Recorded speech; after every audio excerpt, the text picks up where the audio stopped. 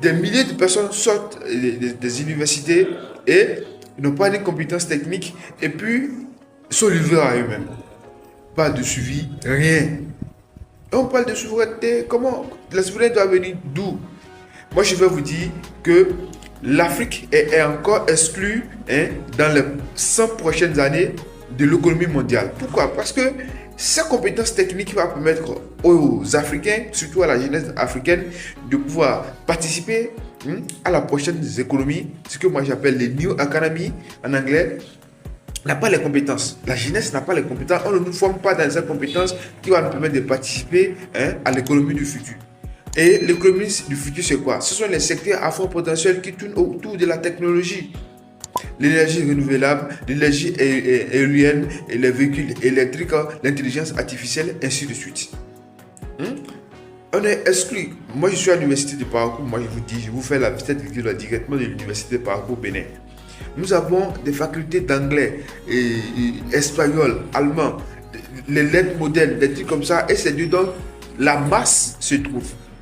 Une bonne partie de nos étudiants se trouvent dans ces facultés classiques, dans ces facultés du siècle passé, quand le colon avait besoin des personnes juste pour remplir des papiers, et ainsi de suite. Il n'y a pas de souveraineté, chers amis. Il faut chercher, il faut que ça cherche. Et moi, ce que je demande surtout à la jeunesse, c'est quoi? C'est que notre choix à travers ceux que nous choisissons pour nous diriger là.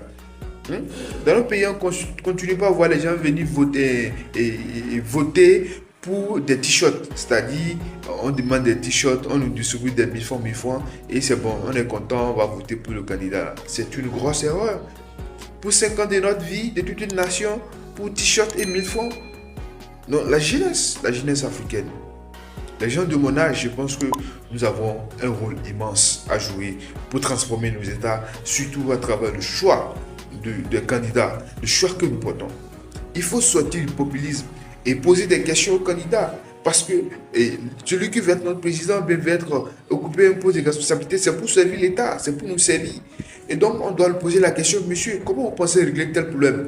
La question du chômage aujourd'hui, ça doit être un débat central dans le choix, de nos représentants, comme en Europe, comme aux États-Unis. C'est une question déterminante dans le choix du président des États-Unis, par exemple. La question du chômage. Monsieur le Président, comment comptez-vous réduire le chômage? Comment comptez-vous transformer notre système éducatif qui est complètement obsolète? Autant de questions qu'il faut poser dans le choix des candidats. Tout ça dans tous les pays africains. Pas seulement Bénin, pas seulement Togo, pas seulement Nigeria, pas seulement en Côte d'Ivoire, mais dans tous les pays africains. Alors,